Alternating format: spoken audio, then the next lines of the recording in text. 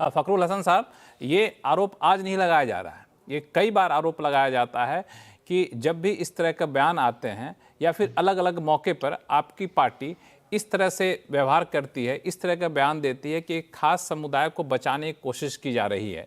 और जैसा कि अभी भाजपा के प्रवक्ता ने कहा भी कि ये सही नहीं है, तो आपके हिसाब से ऐसा क्यों होता है कि जब भी बाबर के बात आता है तो बाबर से तो आपका नाता रिश्ता है नहीं, तो आप लोग क्यों ऐसे बयान पे कड़ी प्रतिक्रिया जताते हैं, एतराज जताते हैं? लक्ष्मण जी, अच्छा होता कि आप दोनों ही कोई आदरणीय आचार्य प्रमोद कृष्णन जी को और राकेश त्रिपाठी जी को मुख्यमंत्री जी का बयान सुना देते, क्योंकि आधी अधूरी बात अच्छी नहीं होती। आपने मुगल काल की बात हुई, बांग्लादेश की बात हुई, उनके डीएनए की बात हुई, बाबर की बात हुई, लेकिन उनका जुड़ाव कहां से किया? संभल के हिंदुस्तानियों से।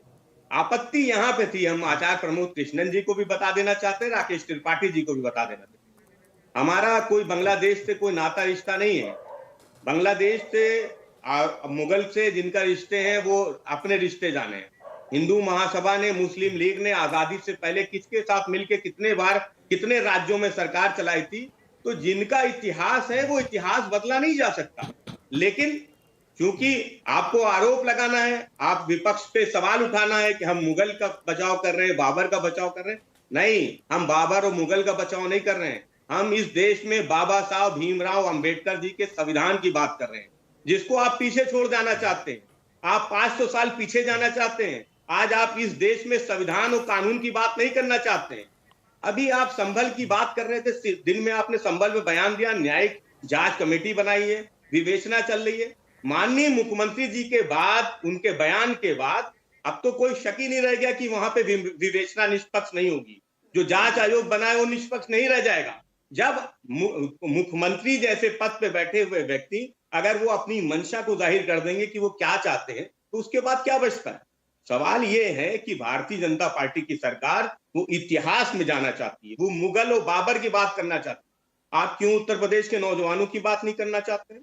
आप क्यों उत्तर प्रदेश के अल्पसंख्यकों की बात नहीं करना चाहते? क्यों आप उनको मुगलों से जोड़ना चाहते हैं? क्यों आप उन्हें बांग्लादेश से जोड़ना चाहते हैं? आप क्यों आज किसानों की बात नहीं कर रहे हैं? उत्तर प्रदेश में किसान आंदोलन कर रहा है। आप क्यों महंगाई की बात नहीं करना चाहते? आप बात करना चाहते हैं तो मुगल की करना चाहते हैं, बांग्लादेश की करना चाहते हैं। बाबा साहब के संविधान से आपको दिक्कत है, क्योंकि बाबा साहब का संविधान सबको समानता का अधिकार देता है और आपको समानता का अधिकार से दिक्कत है। जब कोई हक मांगता है तो आप उस पर लाठी चलाते हैं। लेकिन आप हमसे चाहते हैं कि हम पीछे की बात करें। बांग्लादेश में जो कुछ भी हो रहा है, समाजवादी पार्टी अध्यक्ष आदरणीय अखिलेश यादव जी ने बाकायदा बयान जारी करके कहा था कि भारत की सरकार को हस्तक्षेप करना चाहिए। बांग्लादेश में अल्पसंख्यक हिंदुओं पे जो अत्याचार हो रहे हैं उसको बंद होना चाहिए। इस पे कहीं किसी को शक नहीं। फखरुल साहब, मेरा सवाल आपसे ये है, फखरुल हसन साहब, मेरा सवाल आपसे ये है कि जब यूपी के मुख्यमंत्री योगी आदित्यनाथ ये कहते हैं कि बांग्लादेश में जो हो रहा है, अयोध्या में जो 500 साल पहले हुआ और संभल में जो हुआ, उन सब के पीछे करने वालों की प्रवृत्ति एक है, डीएनए एक है, तो उस बयान को समाजवादी पार्टी को अपने ऊपर लेने की क्या ज़रूरत है?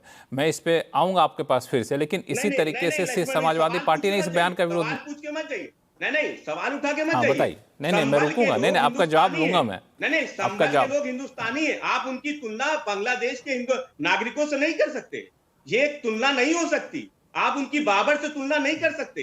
ये हिंदुस्तान के वो नागरिक हैं जिनको बाबा साहब के संविधान ने अधिकार दिया है। आप संभल के हिंदुस्तानियों की तुलना बांग्लादेश से कर लेंगे और हम उस पर प्रतिक्रिया भी ना दे, हम उस पर अपनी आपत्ति भी नहीं जताए। क्यों? क्योंकि वो अल्पसंख्यक है, वो भारतीय जनता पार्टी को वोट नहीं देता है, इसलिए आपको उनसे दिक्कत है। तो हम आपकी इस दिक्कत को समझते हैं। बाबा साहब के संविधान ने जो अधिकार दिया है, जो हमारा लोकतांत्रिक संवैधानिक अधिकार है, हम विरोध करेंगे, हर उस बात का विरोध करेंगे जो संविधान के अनुसार गलत है, जो लोकतांत्रिक रूप से गलत है। एक मिनट, राकेश त्रिपाठी जी कुछ आपकी बातों पर रिएक्शन देना चाहते हैं। राकेश त्रिपाठी जी।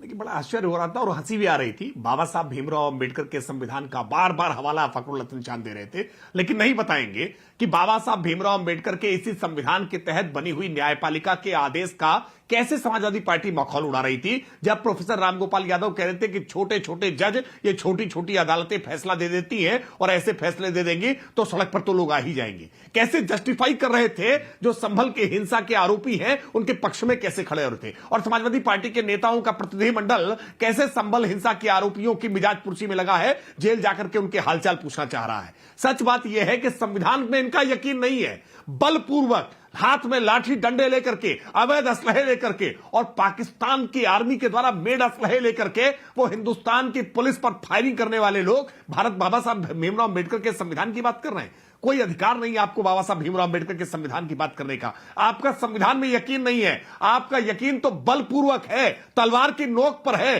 ठीक वैसे ही जैसे इस्लामिक आक्रांताओं ने भारत की भूमि पर मंदिरों को तोड़ने का काम किया था, ठीक वैसे ही आज लाठी के दम पर, गोली के दम पर संख्या इकट्ठी करके आप न्यायपालिका के फैसले को बदलना चाहते हैं।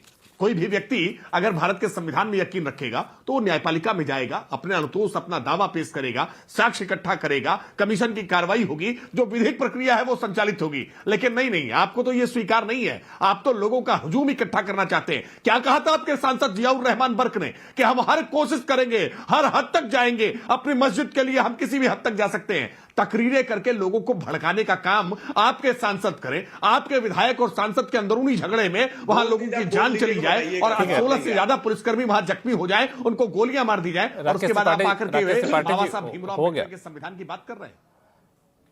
राकेश त्रिपाठी जी, ठीक है, आपने अपनी बात रख ली, हम इस पर प्रतिक्रिया। सब जानते हैं 1991 में प्लेसेस ऑफ वर्शिप एक्ट बना, आप कितना मानते हैं सब लोग जानते हैं।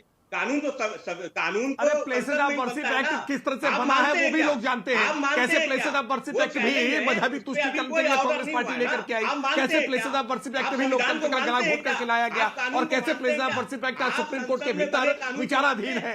इन बातों को भी साथ साथ जोड़ा करिए ना, और ये भी जोड़ा करिए कि संभल के मामले में places of worship act apply नहीं करता है। आर्कियोलॉजिकल सर्वे ऑफ इंडिया के द्वारा संरक्षित भवनों पर प्लेसेस ऑफ वर्शिप एक्ट, ऐसा करते हैं, आप दोनों प्रवक्ताओं से रिक्वेस्ट करूंगा, राकेश त्रिपाठी जी, फखरुल साहब, आप दोनों लोग शांत हो जाइए। हमारे पास दो और विशेष वक्ता यहाँ पे जुड़े हुए हैं, उनके पास भी चलेंगे। मेहरुद्दीन रंगरेज साहब हैं और शुभांकर मिश्रा हैं। उनसे पहले मैं एक कमेंट छोटा सा लेना चाहूँगा आचार्य प्रमोद कृष्णम साहब से। आचार्य जी, एक सवाल जो मेरे मन में उठता है जब भी ऐसी बातें आती हैं या फिर बयान आते हैं, तो ये होता है कि ठीक है, जो हुआ इतिहास में हुआ, अब उसको इतिहास को जानिए समझिए, लेकिन इस तरह के जो मामले उठ खड़े होते हैं कि यहाँ पे पहले मंदिर हुआ करता था, अब मस्जिद है, हमें सर्वे की इजाज़त दीजिए, या फिर हमें वहाँ पे मंदिर बनाने की या पूजा अर्चना की इजाज़त दीजिए, तो आपको लगता है कि सामाजिक सौहार्द के लिए बहुत अच्छा है नहीं? नहीं, सामाजिक सौहार्द आप कहते किसे हैं? सामाजिक सौहार्द क्यों बिगड़ जाएगा? सच सुनने से सामाजिक सौहार्द कैसे बिगड़ जाएगा? ये अजीब बिगड़ तो रहा है। संभल, ये क्या संभल मतलब में बिगड़ा? नहीं, ये क्या मतलब हुआ? नहीं, आप एक सेकंड, कहां